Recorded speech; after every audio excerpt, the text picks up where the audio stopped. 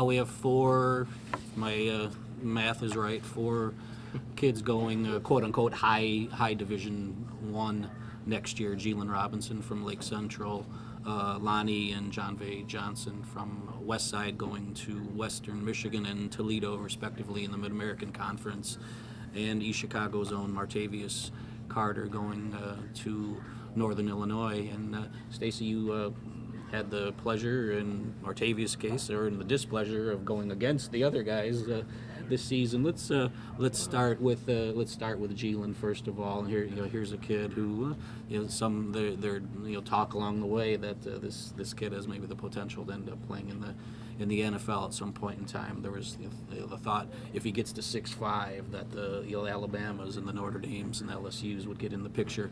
Did not get to 6'5", and it kind of, I don't say plateaued at a certain point, but you're recruited by a number of Big Ten schools, and ended up committing at this point to Purdue, and a big get for them. And we'll just talk about your perspective on as a player that you've seen, just as a coach and as a somebody you had to try to scheme for. Well, first of all, with Gelen is that he's a class act, no matter what. Wherever you seen him at, he's always going to be the first one to shake your hand. He's going to always say yes, sir, to you as well. I was at a function with him and his parents not too long ago, and again, outside of the field, he was just a class act.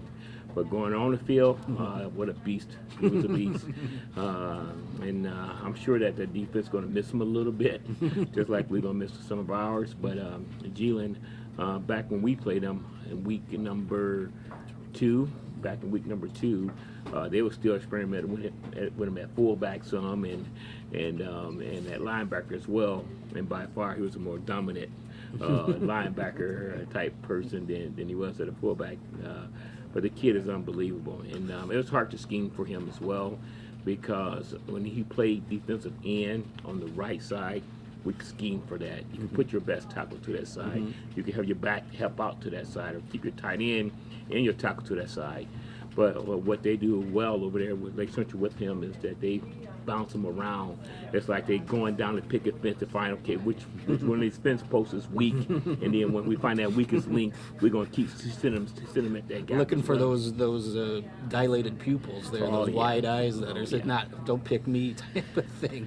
So he does a great job finding the weakest part and going to that as well. But I was most impressed with him with the things he had done on special teams as well, with all the blocks he had throughout his career there as well, because you could always tell what type of team you have based on your special team. And if they go out there for a punt and the punt team being lazy, he won't let that happen. He's going full goal. And that have won them some ball games down the road as well. And here's a guy that arguably could have gone bigger, maybe could have waited. Legacy there with his dad obviously being the great basketball player at Purdue, and just talk about his decision to go there. Purdue's got a long way to go to just get back to respectability, let alone being competitive in the Big Ten. You think you maybe saw this as a challenge to help build a program, and just is it a case a lot with kid where they always talk about just being a good fit, and you'll know when it's right, you'll know it.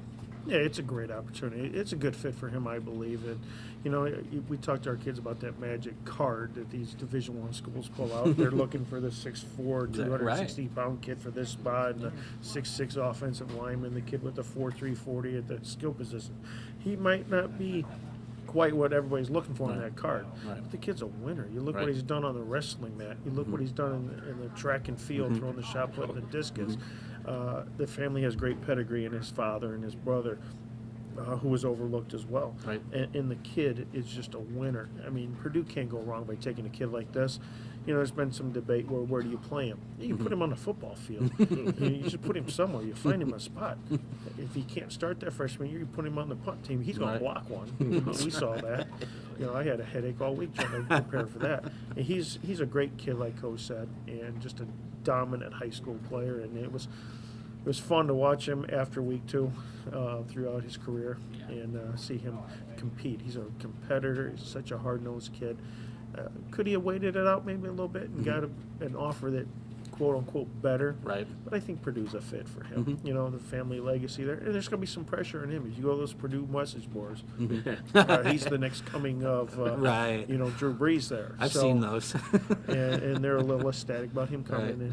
If they can tempt the expectations a little bit and let him come in and be his own man, step into his role there, be a great player, I have no doubt that would be a huge success there. And I kind of see him being a Mike linebacker maybe eventually, you know, but I think he could play a variety of different positions. I can guarantee you these are two guys here who wish him the absolute best as long as he doesn't put on another Lake Central jersey ever again until the time at which it's put up into the rafters in the field house there. So it's safe to say, guys? Yeah, I think so. Very safe. That's The Doolman coaches all feel that way too, I'm sure, in every sport. We'll find out how smart of the coaches the Lake Central has next year when they don't have him to slot in there defensively. Sometimes it's what I've heard how many coaches say it's not the X's and O's, it's the Jimmy and Joe's. There you go. It's,